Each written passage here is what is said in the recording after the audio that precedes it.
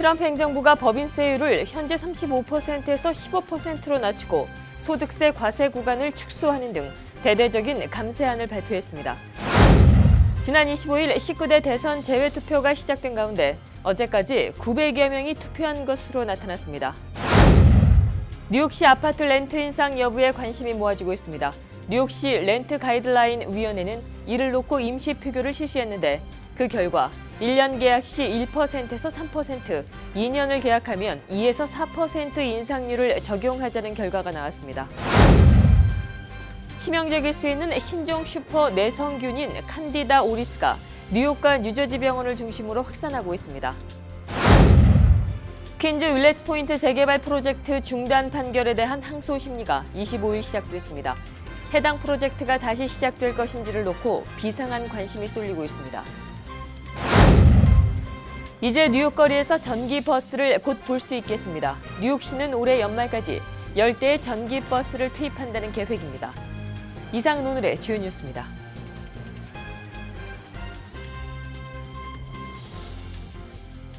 SBI융자 전문은행 뉴밀레니엄뱅크가 홈모기지 융자를 시작했습니다.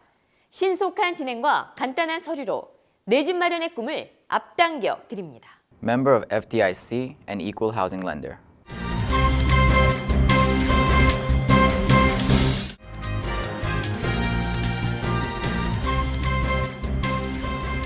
시청자 여러분 안녕하십니까? 4월 27일 KBTV 뉴스9입니다.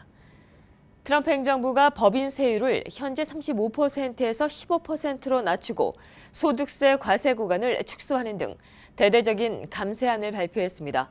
이원호 기자가 보도합니다. 트럼프 행정부가 미국 역사상 최대 폭의 감세안을 발표했습니다. 법인세를 현행 35%에서 15%로 낮추고 개인소득세 과세 구간을 7개에서 3개로 축소해 10%, 25%, 그리고 35% 세율로 낮춥니다. 상속세와 부자절세를 막기 위해 도입했던 대안적 최저한세는 폐지했습니다. 법인세율을 한 번에 20%포인트 낮추기는 유례가 없는 일입니다. 과감한 감세로 경제를 활성화하고 대통령이 공약했던 일자리도 창출하겠다는 의도입니다. Under the Trump plan, we will have a massive tax cut for businesses and massive tax reform and simplification. 하지만 법인세 인하만으로 10년간 약 2조 달러의 세수 감소가 예상되는 등 재정 적자가 더 커질 거란 우려가 제기되고 있습니다. 특히 부동산 개발업, 헤지펀드 기업세율도 대폭 낮춰 대통령이 최대 수혜자란 비판도 나오고 있습니다.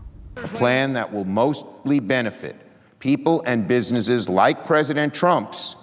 That won't pass muster with we Democrats. 이러한 문제점들을 상쇄할 정도의 큰 경기 부양 효과를 낼 수 있을지 의구심도 제기되고 있는 가운데 감세안 의회 통과 과정에서 경론이 예상되고 있습니다. KBTV 이원호입니다. 그럼 이 같은 세금 개편 계획은 미국 기업에는 어떠한 영향을 줄까요? 해외 사업 비중이 높은 미국 기업들은 트럼프 행정부의 속지 세금 체계 계획으로 혜택을 볼 전망입니다. 미국 기업들은 속지 세금 체계를 따르게 되면 해외에서 벌어들인 수익에 대해 세금을 아예 내지 않거나 적게 내게 됩니다. 세제 개편안은 또 달러 가치를 전반적으로 끌어올리는 요인으로 작용할 것으로 보입니다. 미국 기업들이 해외 이익을 미국 내로 가져오면 달러 가치가 높아질 수 있기 때문입니다. 기업들이 외국 돈을 달러로 바꿀 필요가 있기 때문이죠. 또한 세금 감면으로 성장률이 높아지게 되면 연방준비제도의 기준금리 인상 속도가 빨라지고 수익을 쫓는 투자자들에게는 달러의 매력은 더욱더 커지게 됩니다. 지난 25일 19대 대선 재외투표가 시작된 가운데 어제까지 900여 명이 투표한 것으로 나타났습니다. 뉴욕 총영사관 재외선거관리위원회에 따르면 26일 오후 5시 투표를 마감한 결과 이틀 동안 862명이 투표한 것으로 집계됐습니다. 뉴욕 전체 선거 등록자는 총 13,716명이며 이는 6.3%의 투표율에 해당됩니다. 이런 가운데 내일부터는 뉴저지와 필라델피아 투표소에서의 투표가 시작됩니다. 뉴욕 총영사관 재외선관위 측은 추가 투표소가 운영되는 28일을 기점으로 주말 동안 유권자들이 대거 몰릴 것으로 기대하고 있습니다. 재외 선관위는 내일부터는 맨해튼 유권자들을 위해 맨해튼 뉴욕 총영사관에서 플러싱 재외 투표소로의 무료 셔틀 버스도 운행합니다. 한편 이번 대선은 전체 재외국민 유권자 197만여 명 중 29만 4,633명이 투표를 신청해 세계 116개국 투표소 214곳에서 치러지는 역대 최대 규모입니다. 뉴욕시 아파트 렌트 인상 여부에 관심이 모아지고 있습니다. 뉴욕시 렌트 가이드라인 위원회는 이를 놓고 임시 표결을 실시했는데 그 결과 1년 계약 시 1%에서 3%, 2년을 계약할 때 2에서 4%의 인상률을 적용하자는 결과가 나왔습니다. 세입자들은 뉴욕시의 렌트는 이미 천문학적인 숫자라며 반발하고 있습니다. 박소현 기자가 보도합니다. 뉴욕시 렌트 한정 아파트의 3년 연속 렌트 동결은 힘들 것으로 보입니다. 지난 25일 뉴욕시 렌트 가이드라인 위원회가 렌트 한정 아파트에 적용될 렌트 인상 범위와 관련해 임시 표결을 실시했습니다. 그 결과 1년 계약 시 1에서 3%, 2년 계약 시 2에서 4% 인상률을 적용하자는 결과가 나왔습니다. 이날 표결에서는 렌트 가이드라인 위원회 9명 중 5명이 렌트 인상에 찬성표를 던졌습니다. 만일 렌트 인상이 결정되면 뉴욕시 렌트 한정 아파트의 1년 계약 임대료는 3년 만에 오르게 되는 것입니다. 렌트 가이드라인 위원회는 지난 2년 연속 아파트 렌트를 동결시킨 바 있습니다. 이러한 표결에 많은 세입자들은 절망에 빠졌습니다. 한 세입자는 돈을 더 낼 수 없다며 이미 뉴욕시 렌트는 천문학적인 숫자이다라고 말했습니다. 뉴욕시 집주인을 대표하는 렌트 안정협회는 뉴욕시 집주인들도 2년 연속 렌트 동결에 수입이 줄었다며 매년 렌트가 인상되길 바란다고 전했습니다.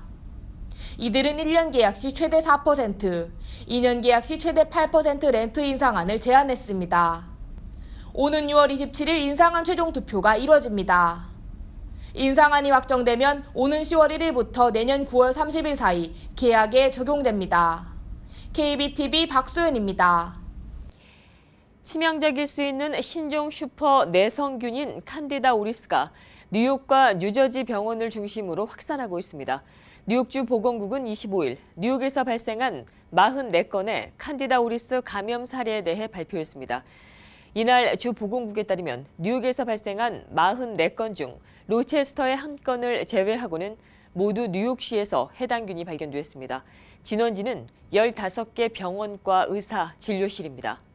연방질병통제예방센터에 따르면 면역력이 약한 신생아나 노인 환자들이 이 균에 취약하며 상처 등의 침투에 감염을 일으킬 수 있습니다. 퀸즈 윌레스 포인트 재개발 프로젝트 중단 판결에 대한 항소 심리가 25일 시작됐습니다. 해당 프로젝트가 다시 시작될 것인지를 놓고 비상한 관심이 쏠리고 있습니다. 윌레스 포인트 재개발 프로젝트는 지난 2007년에 추진된 것으로 30억 달러 규모의 대형 프로젝트입니다. 이 지역의 100만 스퀘어피트 부지에 대규모 주상복합단지를 신축하는 이 프로젝트의 항소 심리는 사실상 이번이 마지막이어서 이번 항소심 결과에 따라 프로젝트 개발 여부가 판가름나게 됩니다. 프로젝트 재개 여부는 문제가 된 공용 부지를 민간용으로 활용할 수 있는지에 대한 법원의 판단에 달렸습니다. 뉴저지 교육국이 뉴저지주 중고등학교 등교 시간을 일괄적으로 늦추지 않고 각 학군 자율에 맡기는 것이 바람직하다고 밝혔습니다.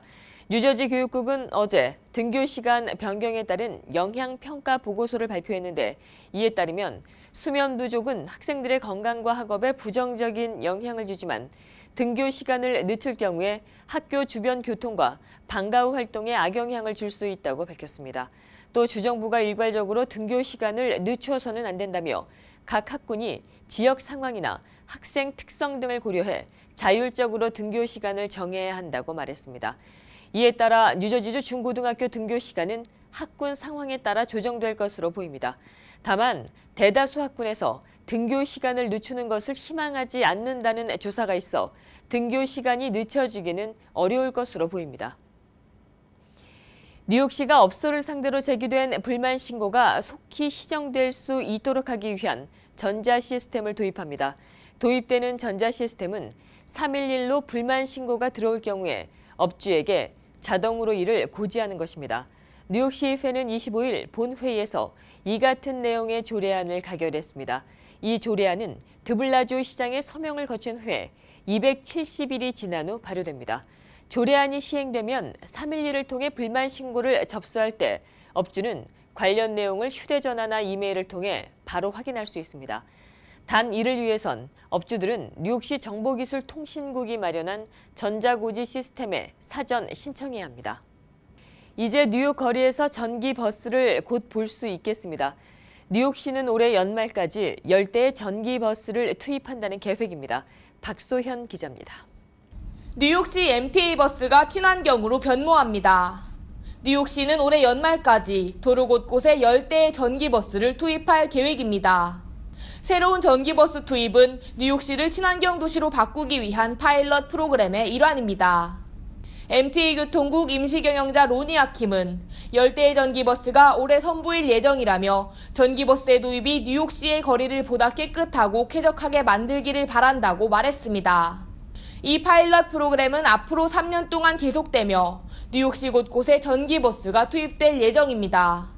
한편 첫 번째로 뉴욕시를 누빌 전기버스는 맨하탄 내 M42번 버스와 브루클린을 다니는 B32 그리고 B39 루트 버스입니다.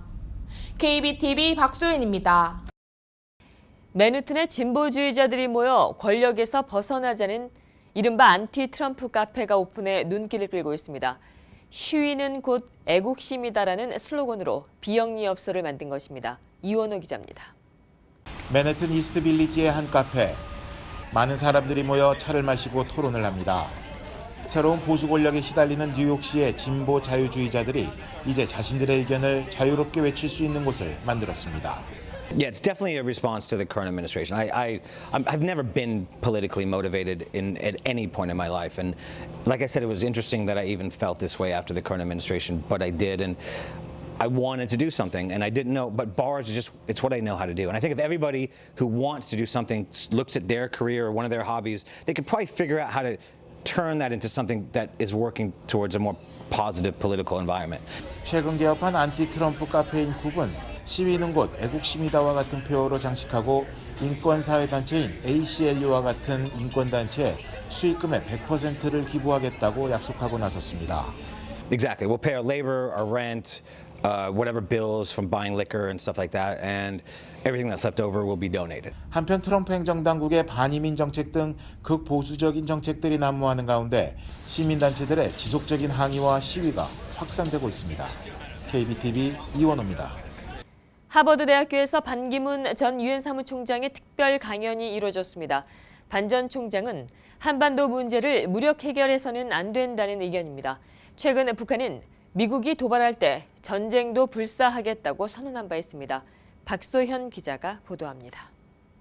반기문 전 유엔 사무총장이 최근 한반도 상황을 우려하며 한반도 문제에 있어 무력 해결은 안 된다는 목소리를 높였습니다. 25일 화요일 하버드 대학교 케네디 스쿨에서 특별 강연을 한 반 전 총장은 북핵 프로그램이 현재 정점에 다다랐다고 표현했습니다. 이번 강연은 긴장감이 감도는 한반도에서 선제 타격 등 군사적 옵션이 거론되는 기류를 진화해야 한다는 뜻으로 보입니다. I think this is no exaggeration. Clearly, the North Korean nuclear program is at a tipping point. The international community must maintain the pressure of sanction to stop North Korean provocative behavior, to find a way to return to the path of denuclearization of the Korean Peninsula. 반 전 총장은 무력 진압보다는 북한의 변화를 촉구하는 근본적인 인식이 필요하다며 유엔 안전보장이사회 제재의 실효성이 중요하다고 말했습니다. We need unity on the United Nations Security Council, and we need strong sanction. 그는 강연에서 안보리의 제재를 거듭 강조하며 제재는 북한의 도발 행위를 중단하고 긴장을 완화해 비핵화의 길로 되돌아오는 메시지를 담고 있다고 말했습니다. 한편 지난 25일 화요일 북한은 창군 85주년 기념으로 사상 최대 규모의 합동 타격 훈련을 한 바 있습니다. KBTV 박소연입니다. 주한미군이 사드 핵심 장비를 성주 골프장에 반입해 운용에 착수한 가운데 사드가 완전한 성능을 발휘하는 데는 시간이 걸릴 전망입니다. 사드의 핵심 장비는 지난 26일 성주 골프장에 들어갔지만 아직 일부 장비와 병력의 배치가 마무리되지 않았기 때문입니다. 하지만 국방부 측은 사드 자체가 어느 지역이든지 작전 운용을 할 수 있는 능력을 갖고 있다는 입장입니다. 성주 골프장에 배치된 사드만으로도 이미 기초적인 미사일 방어 능력은 발휘할 수 있을 것으로 군 당국은 보고 있습니다. 한편 사드 이동식 발사대 추가 배치 등 사드가 최대한의 성능을 발휘하려면 아직까지 갖춰야 할 것들이 많은 상황입니다. 한미 양국군은 주한미군의 사드가 완전한 성능을 발휘할 시점을 최대한 앞당긴다는 입장입니다. 평생 사랑으로 곁을 지켜온 부부라도 마지막 순간까지 함께하기란 쉽지 않습니다. 그런데 이런 영화 같은 일이 실제로 일어났습니다. 70년 가까이 함께해온 시카고의 노부부가 40분 간격을 두고 함께 눈을 감았습니다. 이원호 기자가 전합니다. 69년간 평생을 해로한 바트킨 씨 부부. 이들이 마지막을 보낸 곳은 시카고 인근의 한 요양원입니다. 89살의 아내는 알츠하이머를 앓고 있었고 이런 반려자를 돌보던 91살의 남편 역시 건강이 악화됐기 때문입니다. 이런 부부에게 운명의 시간이 다가왔습니다. 지난 22일 의식을 잃은 아내가 먼저 세상을 떠났고 40분 만에 남편 역시 숨을 거뒀습니다. 숨을 거두기 직전 자식들은 부모님을 나란히 눕힌 뒤 손을 맞잡게 해줬습니다. 평생 서로를 아꼈던 부부가 마지막 순간까지 기댈 수 있도록 해준 겁니다. 10여 년 전부터 아내가 알츠하이머 증상을 보이자 남편은 치료법을 찾기 위해 80이 넘은 나이에 컴퓨터를 배웠습니다. 또 기억력 회복에 좋다는 음식을 아내에게 권했고 예쁜 옷을 입혀 병원에 데려가는 일도 꾸준히 해왔습니다. Hands went like this. My father's chest went flat. 가족들은 그렇게 사랑을 베푼 아버지가 어머니가 눈을 감은 뒤에야 비로소 안심하고 세상을 뜬 것 같다고 말했습니다. KBTV 이원호입니다. 미국 연구진이 비닐백으로 만든 인공자궁을 개발해 미숙아 새끼 양을 성장시키는 데 성공했습니다. 이 기술이 상용화가 되면 미숙아 생존율이 크게 높아질 것으로 기대됩니다. 박소현 기자입니다. 생존 가능성이 낮은 미숙아를 키울 수 있는 인공자궁 연구가 성공했습니다. 필라델피아의 한 소아병원에서는 미숙아를 키울 수 있는 인공자궁 장치인 바이오백을 개발, 새끼 양을 인공자궁에서 한 달 동안 키워내 생명을 유지하며 성장시키는 데 성공했습니다. The hope is that they can use this device to help the very earliest preemies. Premature infants who are so small that today's hospital technology really is not very helpful for them. 연구진은 사람으로 치면 23주 된 미숙아인 새끼 양으로 실험을 진행했습니다. 연구진이 발명한 장치에 산모의 양수와 비슷한 용액을 투명 용기 안에 채웠습니다. 아기의 몸에는 인공태반을 부착해 혈액에 산소를 공급합니다. Now there are no long-term data on these animals, but what they did find was that they appeared to grow normally. They were able to watch them over this period grow wool even. 현재 2.2파운드 미만의 조산아들은 병원의 인큐베이터 안에서 작은 몸에 온갖 기계장치들을 달고 생명을 이어갑니다. 연구진이 개발한 이 인공자궁으로 향후 미숙아들을 살리는 데 큰 도움을 줄 것으로 보입니다. So this device is aimed at the ones who are born really at the limits of viability. 한편 연구진은 앞으로 추가 동물 실험을 거친 뒤 이르면 3년 안에 사람 미숙아를 대상으로 임상 시험을 시작할 예정입니다. KBTV 박소연입니다.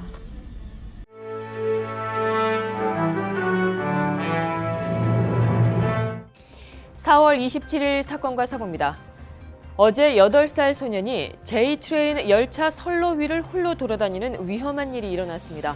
어제 오후 12시 20분경 경찰이 8살 소년이 실종됐다는 신고를 받았습니다. 이 소년은 베드포드 스터비베센트 내 브루클린 엑세시어 차터 스쿨에서 나온 뒤에 행방을 찾을 수가 없었습니다. 실종 신고가 접수되고 20분이 지난 후 이 소년은 헐스위 스트리트 지상역 J트레인 선로 위를 걷고 있는 채로 발견됐습니다. 당시 열차를 기다리고 있던 한 시민이 소년을 발견했고 안전하게 선로 위에서 꺼내 함께 경찰서로 왔습니다.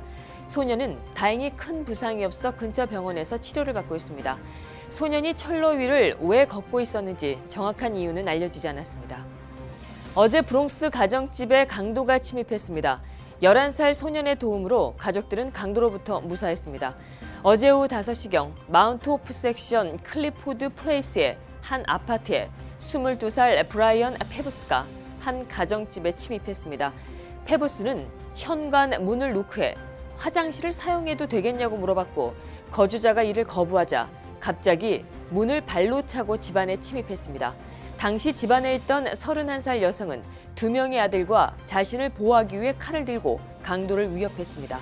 하지만 페부스는 칼을 잡아채고 여성을 때리기 시작했습니다. 이때 그녀의 11살 난 아들이 떨어진 칼을 들고 페부스의 팔을 찔렀고 이어 다른 칼로 등을 2차례 찔렀습니다.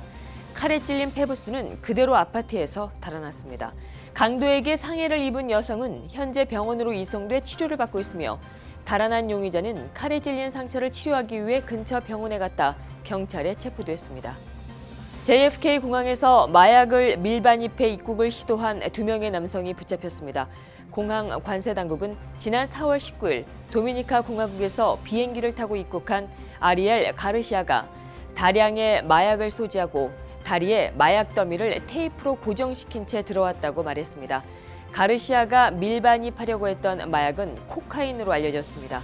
또 다른 도미니카 공화국 시민인 엘빈 몬틸라 소사 역시 이와 같은 방법으로 같은 비행기를 탔습니다. 몬틸라 역시 마약 단속 경찰에 붙잡혔습니다. 이들은 대략 23파운드의 코카인을 들고 입국했으며 이는 약 38만 달러 상당에 이릅니다. 공항 당국은 이들을 6개월 전 유사한 방법으로 마약을 밀반입한 이력이 있다고 밝혔습니다. 이들은 현재 마약 밀수입 혐의로 경찰에 기소됐습니다. 브롱스 쇼핑몰 관리인을 칼로 찌른 용의자 한 명이 어제 붙잡혔습니다. 지난 3월 13일 베체스터 베이 플라자 몰 앞에서 남성 무리가 관리인에게 싸움을 걸고 수차례 칼로 찌른 일이 있었습니다. 이들은 수차례 칼로 찌른 후 그대로 현장에서 달아났습니다. 당시 피해 관리인은 병원에 이송돼 치료를 받았습니다. 경찰은 18세와 25살 사이에 6명의 남성 무리들의 감시 카메라를 확인하고 이들을 쫓고 있었고 어제 이들 무리 중에 한 명을 체포했습니다. 경찰은 나머지 무리들을 찾는데 시민들의 제보를 기다리고 있습니다. 계속해서 오늘의 주요 단신 이어집니다. 뉴욕시가 불법 이민법 상담 서비스 제공에 대한 처벌을 대폭적으로 강화합니다. 드블라조 시장은 불법 이민 상담을 하다 적발될 경우 벌금을 현행보다 2배로 인상하는 내용의 조례안에 25일 서명했습니다. 트럼프 행정부의 세제 개편에 따른 세수 감소 규모가 10년 동안 7조 달러에 이를 수 있다는 분석이 나왔습니다. 이는 2조 달러 정도가 될 것이라는 일반적인 관측보다 3.5배 이르는 것이어서 논란이 예상되고 있습니다. 미국 본토의 가뭄 비중이 이번 주에 주간 관측사상 최저치를 기록했습니다. 가뭄 모니터에 따르면 알래스카와 하와이를 제외한 미국 본토 48개 주에 이번 주 가뭄 비율은 6.1%로 집계됐습니다. 농무부는 이는 강력한 엘니뇨로 가뭄 비율이 낮춰졌다고 말했습니다. 미 우정공사 USPS가 오는 8월 21일 99년 만에 미국 전역에서 진행될 개기 일식쇼를 기념해 특별 우표를 선보일 예정입니다. USPS가 개기일식에 앞서 오는 6월 개기일식 포에버라는 이름의 우표를 발행할 예정이라고 밝혔습니다. USPS가 개기일식 우표를 발행하는 것은 이번이 처음입니다. 계속해서 포커스인과 커뮤니티 브리핑 이어집니다.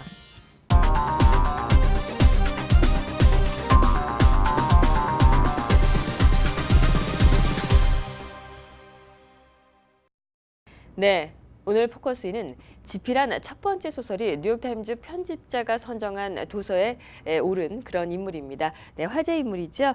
유진 김 작가님 스튜디오로 모셨습니다. 안녕하십니까? 안녕하세요. 네.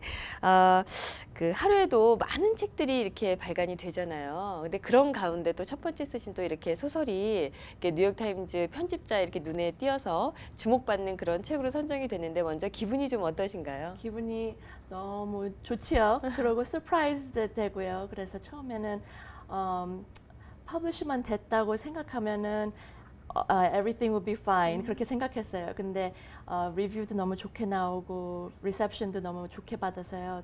너무 감사하게 생각합니다. 네, 뉴욕타임즈 편집자가 선정했다라는 그런 의미는 어떤 의미인지요? 네, so every Sunday 일요일마다 뉴욕 타임즈에서 book review라는 supplement가 나오는데요.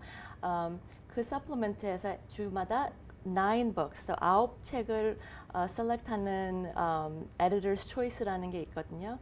그래서 너무 lucky하게, fortunate하게 Everything Belongs to Us가 그 9 books에서 select가 됐네요. 네, 말씀 주신 것처럼 지금 책 제목이 Everything Belong to Us입니다. 한국어로 살펴보면 모든 것은 우리에게 속해 있다, 뭐 이 정도로 해석이 될 것 같은데요. 이 책에 담겨진 그 줄거리, 네. 내용은 어떻게 되는지요?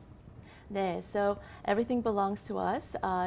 1978년 서울대학 두 여학생대에서 얘긴데요. 그 여학생대에서 friendship, 아주 가까운 친구 relationship으로 제가 써봤는데요. 왜 그렇게 했냐면은 여학생 2명이 한 학생은 아주 가난한 집안에서 자랐고요. 그리고 두 번째 학생은 재벌의 리더 된 딸님이 돼서 아주 financially 그리고 politically 아주 wide gap에 있는 situation을 써봤어요. 네네. 그러면 그렇게 쓰신 또 이런 주제를 하신 어떤 뭐 특별한 이유가 있을까요? 네, 왜 그런 생각을 시작했냐면은 한 5년 전에 미국에서도 그렇고 그리고 미들 이스트에서도 그렇고 protest culture, 한국말로 데모 culture 아주 메인스트림에 중요하게 나오는 것 같아서 생각해 보면은 아주 modern한 아이디어라고 생각해 봤는데 제가 생각해 보니까는 저희 부모님들 세대에서 그게 even more 지금 modern culture보다 그때서 시작한 게 참 지금 인플루언스를 많이 하는 것 같아서 한번 40 years, 40년 뒤로 이렇게 생각해 봤어요. 네네. 지금 말씀하신 대로 40년 전에 그걸 이제 되돌아보시려면 아무래도 굉장히 좀 어려움이 좀 많이 있지 않았나 그런 생각이 드는데요. 네. 네네. 어떻게 뭐 자료 수집 같은 건 어떻게 하셨는지요? 네, so 저는 1980년에 태어나서 이 책은 1978년도의 얘기니까 예, 태어나기 전에. 네, 태어나기 전에 된 얘기라서 처음에는 참 무서웠어요. 어떻게 제가 살지 못한 시대를 쓸 수 있을까. So 영어로 된 책을 있는 대로 다 찾아봤고요. 네. 그리고 저희 부모님들, 이모님, 이모부님, 식구들 있는 대로 다 인터뷰를 한 100시간을 했을 거예요. 뭐 그때 어떻게 놀 때는 어떻게 놀아셨는지, 그리고 옷은 어떻게 입고, 사진도 보고, 음악은 무슨 음악, 그리고 그때 대학 컬처는 어땠냐. 그래서 되게 재밌게 인터뷰를 많이 했어요. 네네. 예, 그렇군요. 그 이 책을 통해서 하고 싶은 어떤 그런 메시지가 있다면 어떤 메시지인가요? 뭐 메시지 있는 것보다 저희 American and Korean American audience가 한국 보면서 South Korea 보면서 1950s의 Korean War and then 지금 currently 2017 뭐 삼성, 싸이, K-뷰티, K-드라마 아주 큰 변화가 됐잖아요. 근데 그 가운데 얘기를 Korean American들도 잘 모르는 것 같고 또 American은 generally 잘 모르는 것 같고 그래서 그 가운데 타임 피리어드를 한번 포커스 해보고 싶었었어요. 네네. 아, 그러시군요. 그 부모님의 영향을 굉장히 많이 받았다고 예, 그렇게 들었습니다. 예. 물론 뭐 이 책을 통해서도 많이 영향을 주셨겠죠? 네. So 저희 엄마가 어렸을 때서부터 책을 너무너무 좋아하셔서 항상 public library 도서관 같이 저희 동생이랑 같이 데려다니면서 책을 사랑하게 같이 좋은 relationship을 encourage 해줬어요. 그리고 이 책 쓰면서 저희 엄마의 어렸을 때 스토리 많이 듣고 그리고 이 여학생 나민이라는 캐릭터를 저희 엄마 스토리에 많이 이렇게 인플루언스 받았어요. 네네, 그러셨군요. 네. 책을 내기까지 쉽지 않으셨을 것 같은데 뭐 네. 절차는 좀 어떠셨는지. 처음에는 너무 철없고 그냥 아무것도 모르고 23살 때 한번 픽션으로 이야기로 한번 써보고 싶었어요. 너무 써보고 싶어가지고 그때는 대학원에 다니다가 갑자기 타임 오프를 하기로 이제 시작했어요. 그래서 그때서부터 2003서부터 2003년서부터 7년까지 노벨을 썼어요. 이거 전에. 네. And 그 노벨은 힘들게 썼지만은 네네. 퍼블리시는 못했어요. 아, 예, 예. 그 후에는 then MFA, Master of Fine Arts, NYU에 가서 Creative Writing degree를 했어요. 네. So 그 degree를 하면서 Everything Belongs to Us를 쓰게 되면서 퍼블리시가 됐어요. 네, 얘기 잘 들었습니다. 오늘 함께해 주셔서 고맙습니다. 다음 시간에는 우리 유진 김, 미국 이름으로는 그레이스 워츠 작가입니다. 그레이스 워츠 작가의 소설가로서의 얘기를 나눠보도록 하겠습니다. 고맙습니다. 감사합니다.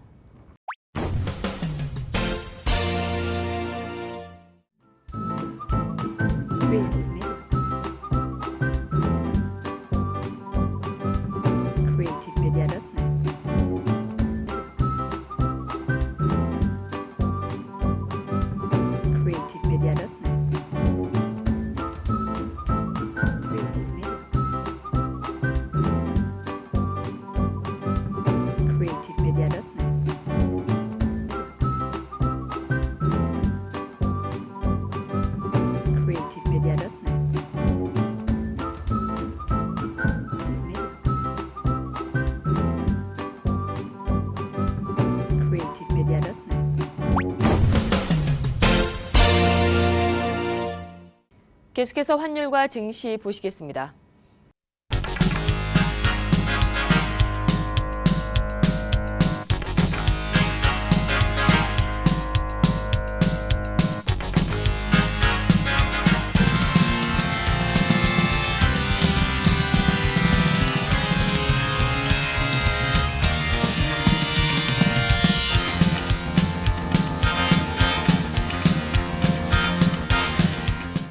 뉴욕과 뉴저지 지역의 날씨 알아봅니다.